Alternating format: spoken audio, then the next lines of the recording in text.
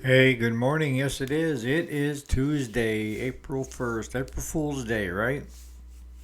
So be careful of the jokes going around today. So, what are we going to be talking about today? Yesterday, we covered communications, and how to effectively do it. But we need to take it a step farther. So, stay tuned.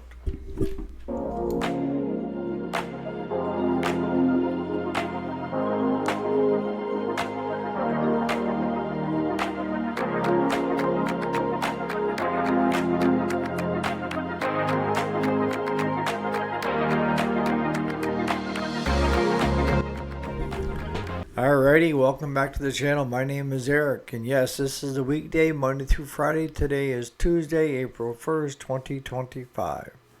So, what are we going to be talking about today? Specifically, communication, but let's take it a step further. Yesterday, we talked about how you need to effectively communicate with your employees, with your customers, but I didn't give you any examples. And I think we learn by example, right? A lot of times, what ends up happening is miscommunication between, let's say, your customer to you to your mechanic, your staff. And when your customer is telling the person that is taking their unit in what they want done, and it's not relayed to the mechanic, then issues are going to pop up. You take an example as a person says, all I want is a service. Nothing more, nothing less. And so I tell Claude they want just a service. But he starts finding other stuff wrong with it. And he goes about repairing it. Next thing I know, he hands me the slip, all the parts that he used, and says that unit is done. Now I'm looking at it, and there's a lot of parts on here that he didn't talk to me about. And I know that the customer said all they wanted was a basic service. Somewhere the communication is lacking. Even though I told Claude all they want was a basic service, he went about and did all these other things. Now, it's okay to do all these other things if the customer is on board. And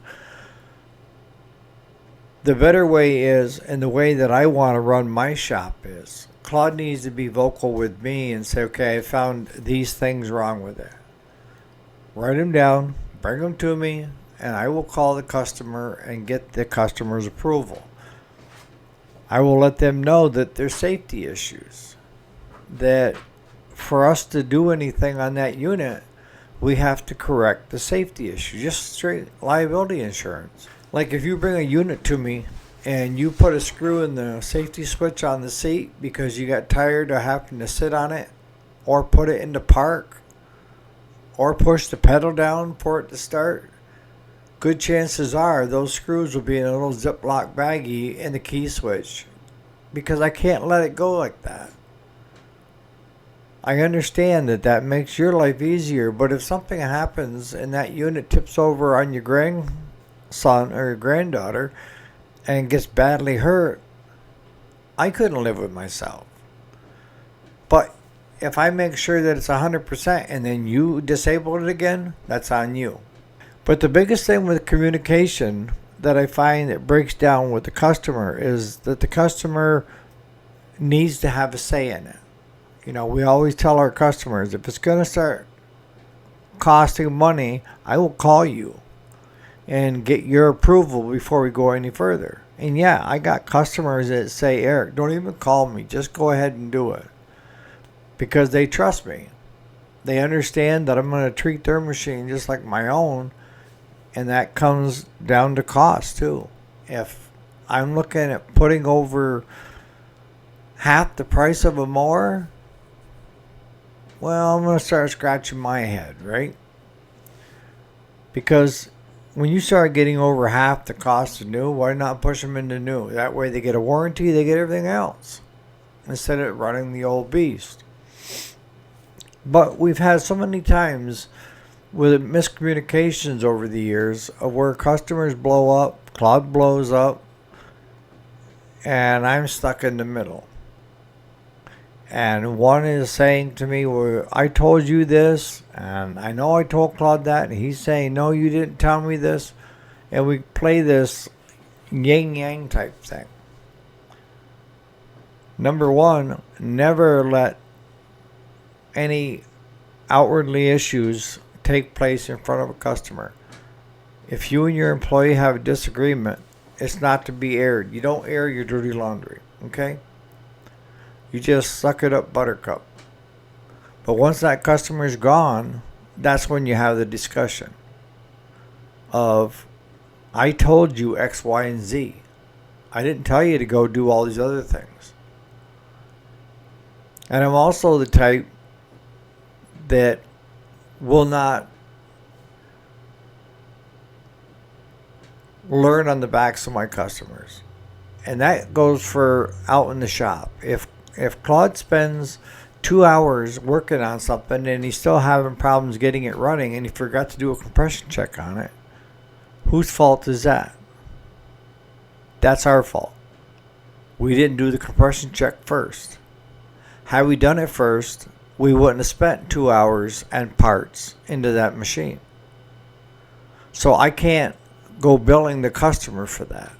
I'll bill the customer for an hour's labor and put the parts aside and hope I can use them somewhere else. See, as a shop owner, it's not all gravy. You're stuck a lot of times right in the middle because you're trying to give the greatest customer support that you can, but you're also trying to keep employees happy. And when miscommunications happen, it's you, the shop owner, that tends to eat it, right? It's not your mechanic because they're getting paid.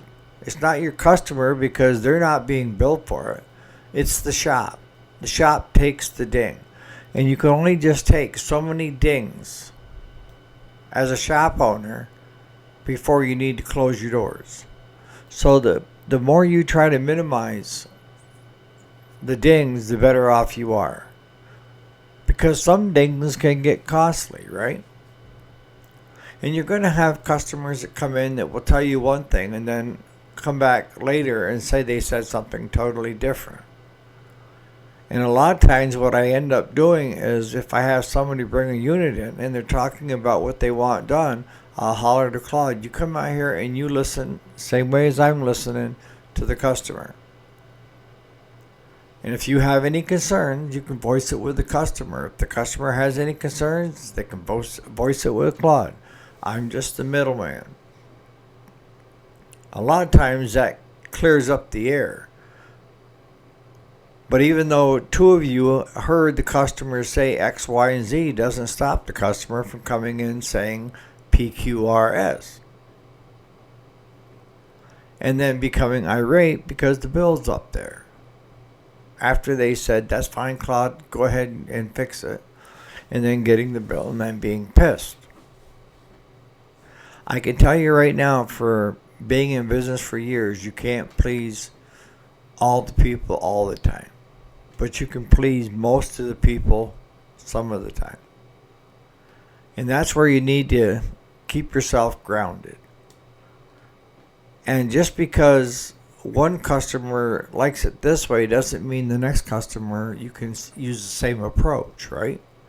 Some customers don't care. And what I mean don't care, I mean they've been with us long enough and seen our work and watched how we save them money that they're just like, whatever the bill is, it is.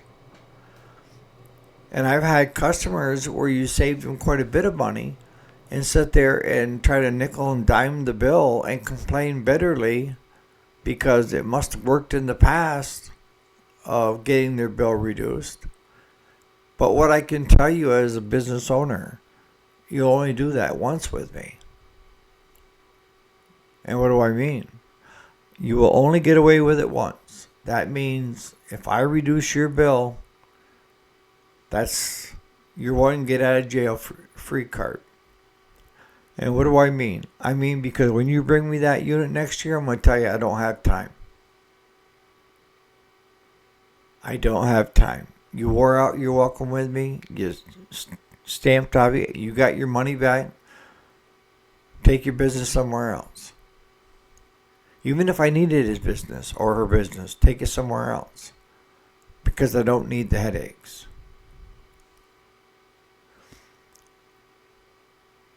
If you have a new customer show up and start bad-mouthing all the other shops, be careful.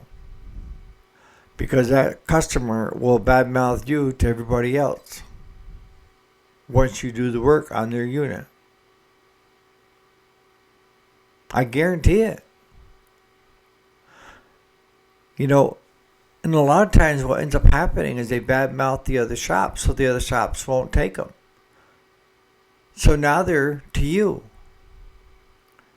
And if you can afford to, the best thing you can do at that point in time is saying, I don't think we'll have time to get to it. So why don't you see if you can't get it somewhere else? You can try it as politely as possible. But I'm telling you right now, you sign that customer on and say, oh, don't worry, we can take care of you where the other two shops didn't. They're not going to be happy. The best are the ones that start telling you how they're going to start small claims courts. Taking other shops to small claims court for supposed to be doing them wrong. Because the next thing you know, they'd be threatening you with the same thing.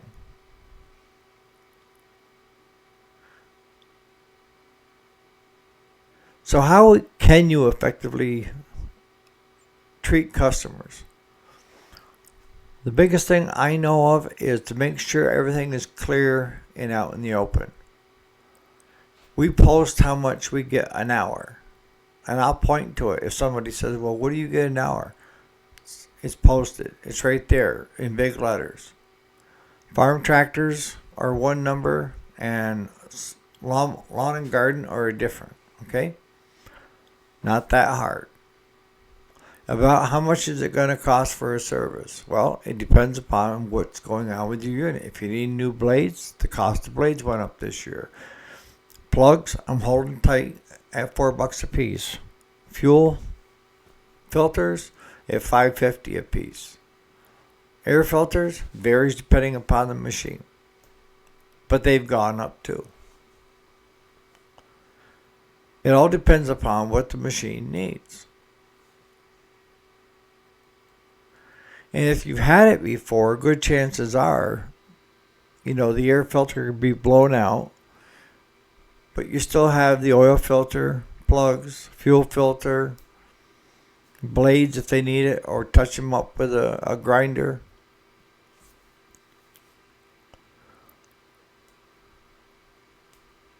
The only time that you can kind of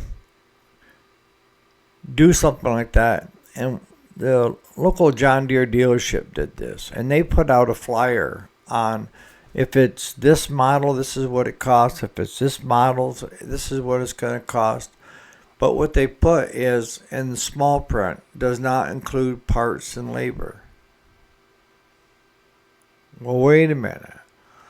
You're saying it's going to cost me $399 for my compact tractor, but that doesn't include parts and labor? What does it include? And what it includes is to have your unit pressure washed, have your air filter blown out, put back in, your fuel filter, if it's a diesel, make sure there's no water in it, back on. If it's a gas job, they'll replace your fuel filter because they aren't that expensive. But what does it mean plus parts and labor? What are you doing to the machine when it comes in? A basic service is oil filter, fuel filter, and 2 spark plugs. That's it. And the time to do that work there. And I can tell you right now, 9 out of 10 times that unit goes in, they're going to find other stuff wrong with it. and you're going to get billed for it. So if you're thinking that $3.99 is going to cover everything, I got news for you. They're going to find other stuff wrong, and you will get billed. The next thing you know, the bill is $500-$600, where it should have been advertised in the first place. This is what it's going to cost you. That's not effectively communicating with your customer. But I've watched certain businesses do this year after year, and the customer keeps going back. So to me, it's a little bit shady tree, shade tree, whatever you want to call it. I try to be open and honest with my customer when they walk through. And every service is different. I can give them a basic idea of what it's going to cost, but all depending upon what the machine is. It varies when I order an air filter for it. It varies when I order mower blades for it because they're cracked and pieces are missing out of it. I mentioned the other day, we used to sell the blades for $12 a piece. And then I went to order a set of Cub Cadet blades through a distributor.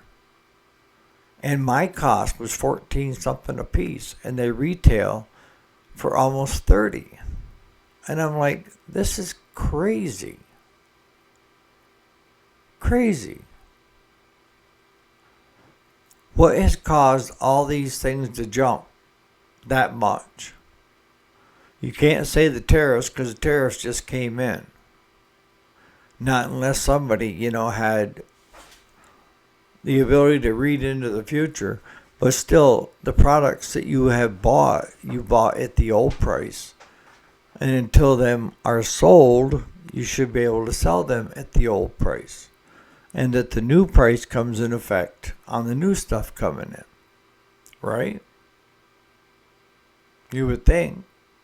So I'm going to start wrapping this up. But in the comments, for you guys that have got shops, what are situations you've been in this year? Figured out I'm not going to be in again. Or what are other scenarios that you can think of that could put your shop at odds when it comes to communication? So on that note, you guys have a great Tuesday. Be careful of April Fool's jokes today. So on that note, we'll catch you here bright and early tomorrow morning.